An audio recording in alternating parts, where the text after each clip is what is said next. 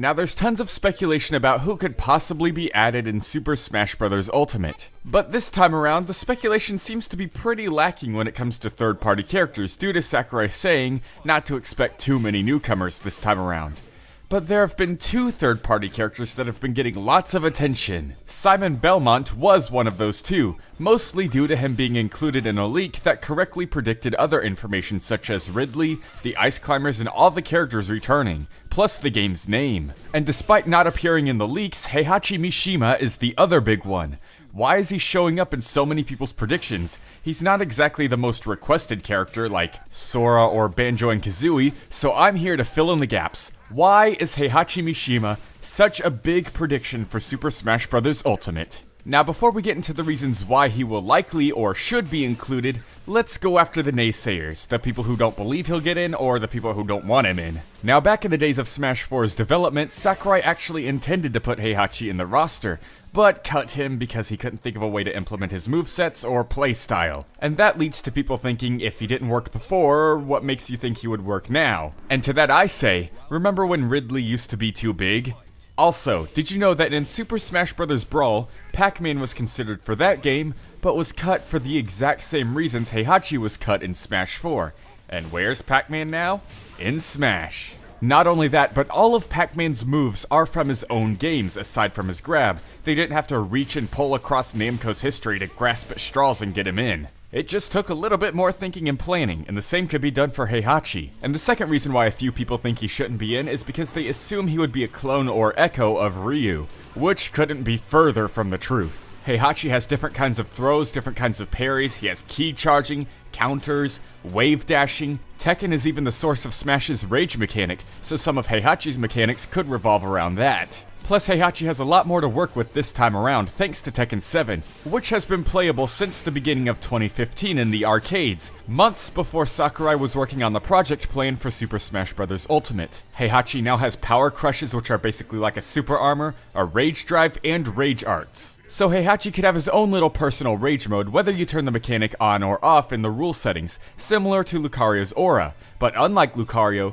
Heihachi could have a unique mechanic where he could sacrifice this damage boost for his rage drive. Just like in Tekken 7, he could either save the extra strength he gets from rage, or sacrifice it for one super powerful kill move in his rage drive. Now on to the positives, why he should and will likely be in. Let's go with the evidence first, things that make him likely.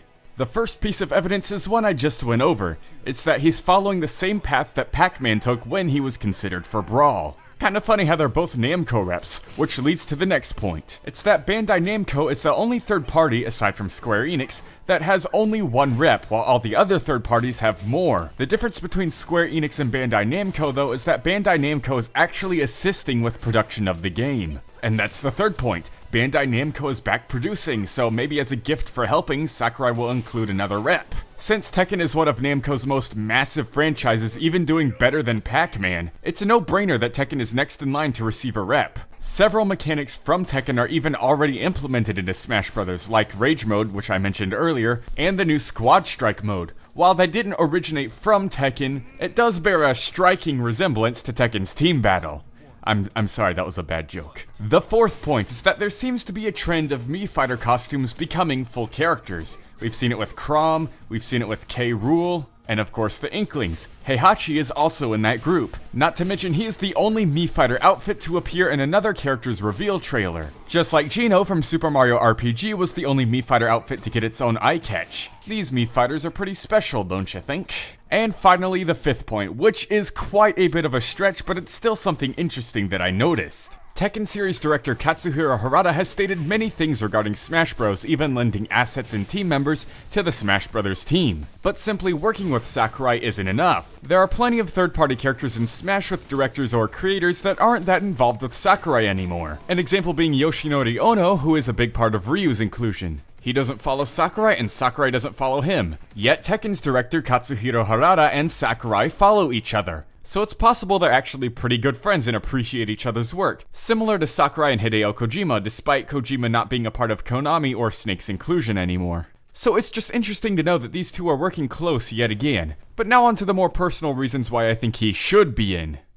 Now, I used Bandai Namco only having one rep despite being the only third party to actually help with production of Super Smash Bros. As evidence for why Heihachi should get in, but I also think it's a reason for why he should get in. Now, there are a couple other speculated Bandai Namco characters, but they don't quite have the same pull. There's of course a character from Dark Souls. It's another one of Bandai Namco's biggest franchises, but the M rating might be a problem. Sakurai already has Snake and Bayonetta, I doubt he'd want to push it any further. And while it does sell a good couple million units, it doesn't quite rake in the big bucks like Tekken does. It sells about 3 million, 4 million units, while Tekken typically sells around 5 million, 7 million, or even up to 8 million with Tekken 3. Then there's Lloyd from the Tales of series, which has even less luck than Dark Souls when it comes to sales, barely even scratching 1 million most of the time. Now, the little demand for Lloyd may seem pretty odd for those who don't exactly know the history. Back in the day, there was this super popular Flash game called Super Smash Flash. And when I say super popular, I mean super popular.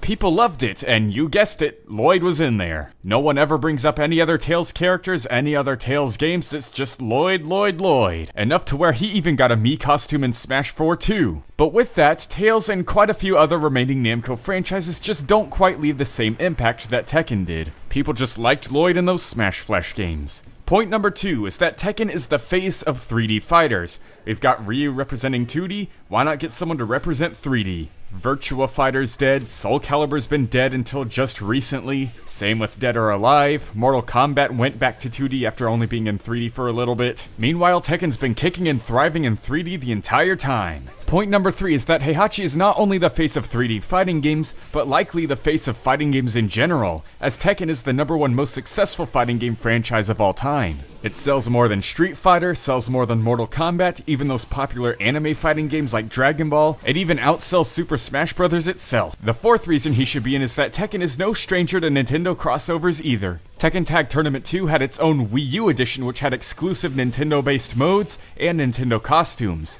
Then of course there's Pokken Tournament and Pokken Tournament DX, and then finally, Heihachi, Chrom, Lucina, and Fiora were all in the same game in Project X Zone 2. And then of course the fifth reason he should be in is because he's Heihachi, man. He's another great video game baddie. He'd be an excellent rival to Ryu, he's got a great personality, taunting and laughing at people as he knocks them off cliffs. Heihachi is not just another martial artist in a gi. Heihachi is special. He's an icon of fighting games and an icon of video games. And that's why I believe Heihachi should and will likely be in Super Smash Bros. Ultimate for the Nintendo Switch.